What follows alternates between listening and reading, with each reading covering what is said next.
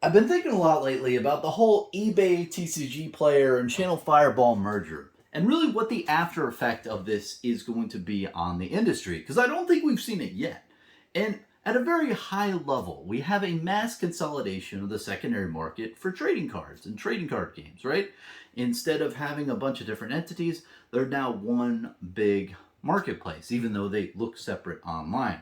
So, what does this mean for a local game store or game store that's selling cards in this environment in Q3 2022? And in my mind, I think the best way forward to really hedge against this whole thing that's out there is create your own online marketplace to sell cards, because it's a really good way to really hedge against this consolidation of different marketplaces that we've seen recently. This is something that we haven't seen in the industry ever. I think this is the biggest consolidation of marketplaces in the history of trading card games. So the effects are going to be there. We just don't know what they are yet. So I really want to delve into this topic, but before I do, I really want to plug the Haven Games is a really great game store in my local area. And I recently partnered with them. I got the affiliate code. It's Bronson exclamation point. I'll put links down below to their site and with the code. And it really ties in with the whole theme of this episode because they have an online space and you literally can buy cards online, have them shipped to your house, and you can use the affiliate codes to save 10%. And basically that is outside the whole bubble of the TCG player, Channel Fireball, and eBay bubble, right? They have their own online presence. And I just want to say in the beginning, too, I don't get anything from this. This is not like income generation at all. Honestly, I really like what they're doing in the community for Flesh and Blood, and I just want to support them in a way that I know how, which is, doing this thing. So check it out. Use my affiliate code if you want. They have really good prices. I think I've ordered a bunch of stuff from them in the last couple months, I'll say. So going into the main topic, I think in the past, right, when you were an LGS, and I'm not a local game store owner, I don't know how I don't know how it goes, but I can imagine you have all these different online presences. You can say, okay, I have my inventory on Channel Fireball's POS. I have some on eBay. I have some on TCG Player, and they all might intermingle, but you have it all on these different platforms, right? Well, now you don't have that. They are all one big entity when you like map it all up. And in the past, you might say, oh, well, if eBay shuts me out, right? If they ban my account, oh, it's no big deal. I still have these platforms. Or if TCG Player, if something happens there, then, oh, well, you still have eBay and Channel Fireball. But now, if something happens and you don't have any of your own platform set up, you're screwed.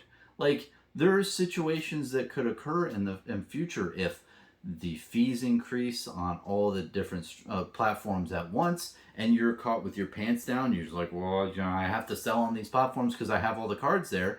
Like, you could get in situations like that. You could have like one thing where Channel Fireball's website just merges with another one, and you used to get a lot of revenue from that one, but it gets decommissioned and moved into TCG Player. You could have a lot of different things play out.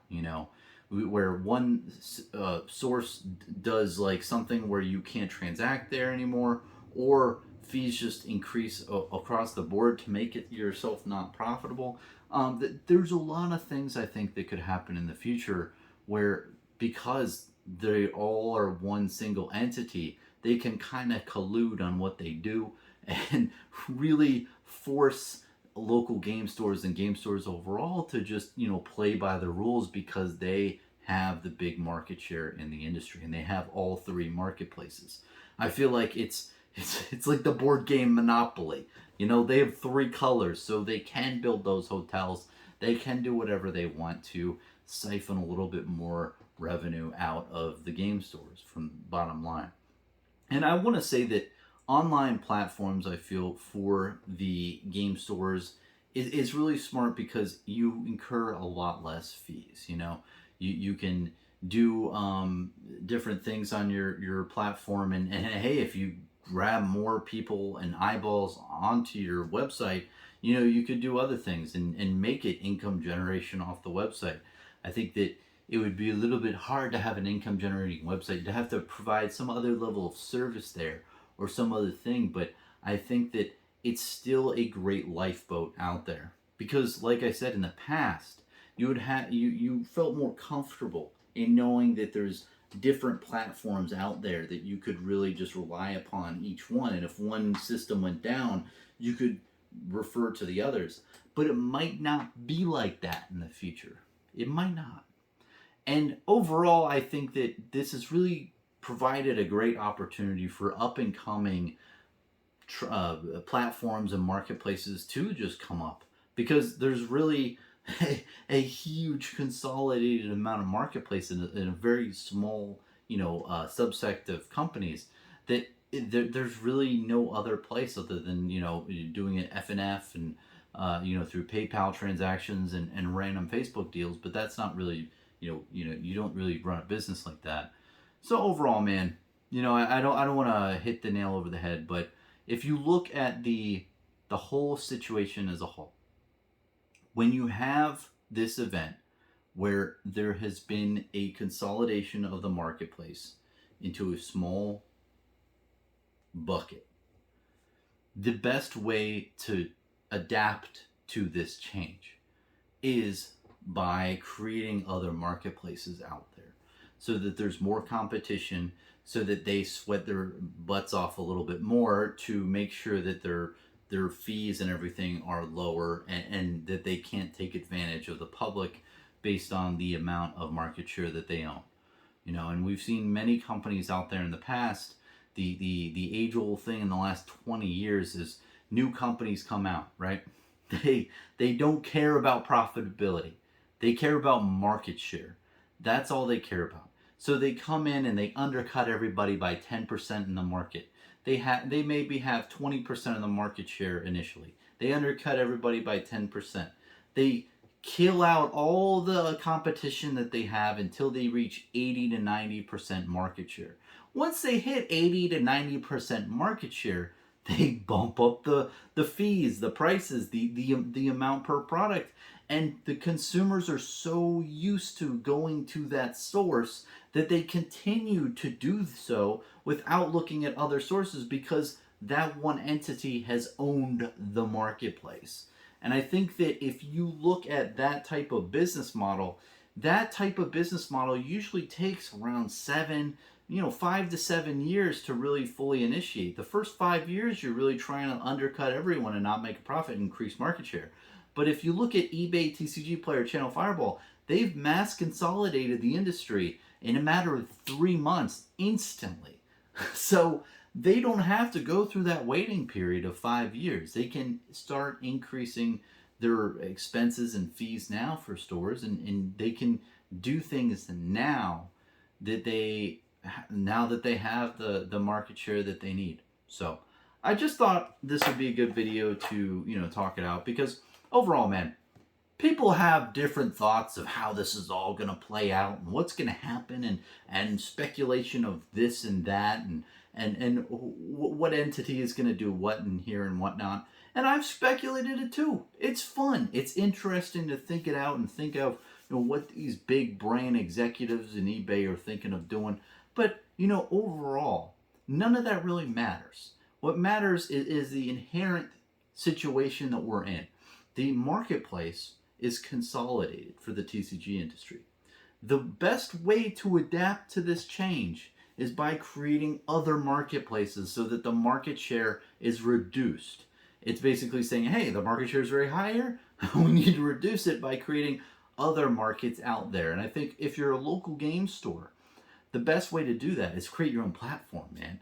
I mean, you could create your own type of thing where you don't have to pay anyone else fees. You have it all set up, and you might have to do a website creation type thing. And I think there's a type of transaction platform that you can integrate on your website. You might have to pay that fee, of course, but other than that, you're not paying any other third party for doing the transaction.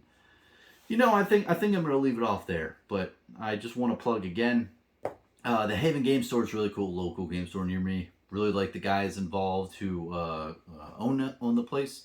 My affiliate links down below, Bronson exclamation point.